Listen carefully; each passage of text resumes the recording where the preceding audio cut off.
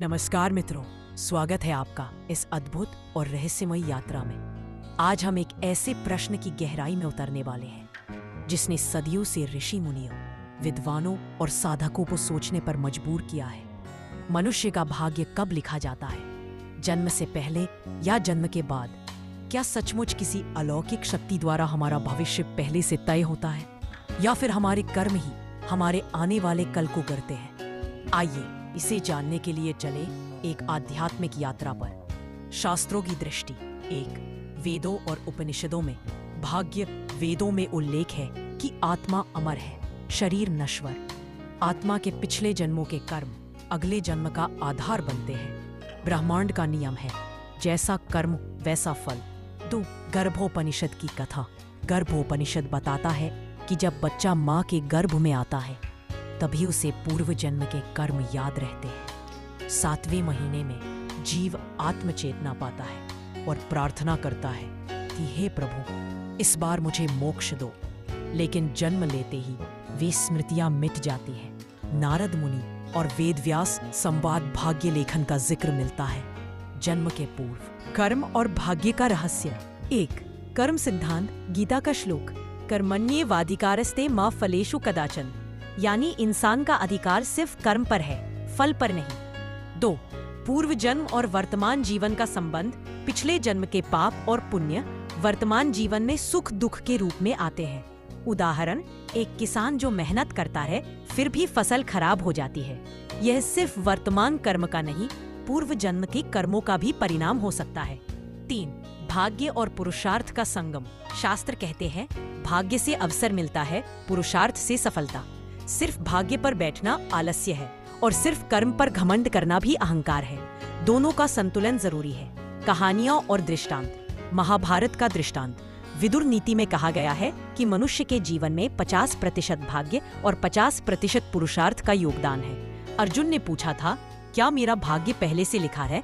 श्री कृष्ण ने कहा, तेरा भाग्य तेरे कर्मों की कलम से लिखा जाता है। एक ऋषि और शिष्य की कथा। शिष्य ने पूछा, गुरुदेव, मेरा भाग्य कब लिखा गया? ऋषि ने उत्तर दिया, जब तूने कर्म किया उसी क्षण तेरा भाग्य लिखा गया।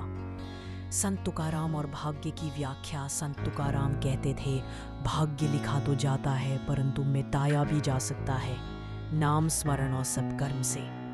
चौथा भाग, विज्ञान और अध्यात्म।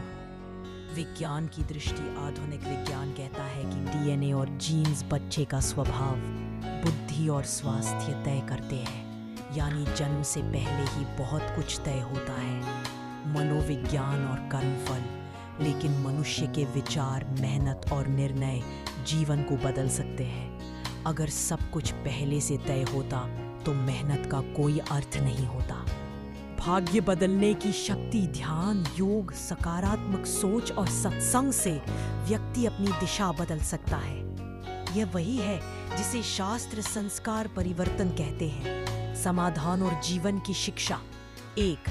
हमारा वास्तविक नियंत्रण जन्म से पहले केवल खाका बनता है, जैसे एक नक्शा। लेकिन यात्रा कैसे करनी है यह हमारे कर्म पर निर्भर है। 2. शास्त्रों का संदेश। रामचरितमानस में तुलसीदास जी कहते हैं, अर्म प्रधान विश्व करी राखा, जो जस करे सो तस फल चाखा, यानी जो जैसा करेगा वैसा भरेगा। अंतिम संदेश। भाग्य लिखा जाता है जन्म से पहले, लेकिन बदला जा सकता है जन्म के बाद। सत्कर्म, सेवा, भक्ति, परिश्रम, यही भाग्य बदलने की असली कुंजी है। मित्रों, आज हमने जाना कि भाग्य और कर्म दोनों ही जीवन के साथी हैं। जन्म से पहले हमारे कर्मों का लेखा जोखा तय होता है, लेकिन जन्म के बाद हमारे पुरुषार्थ से उसे बदला जा सकता है। यही जीवन की सुंदरता है। भाग्य से अवसर मिलता है, पर पुरुषार्थ से पहचान। अगर आपको यह ज्ञानवर्धक यात्रा पसंद आई हो तो इस वीडियो को लाइक, शेयर और सब्सक्राइब करना न भूलें। आपका समर्थन ही हमें और गहराई तक ले जाने की प्रेरणा देता है। धन्यवाद।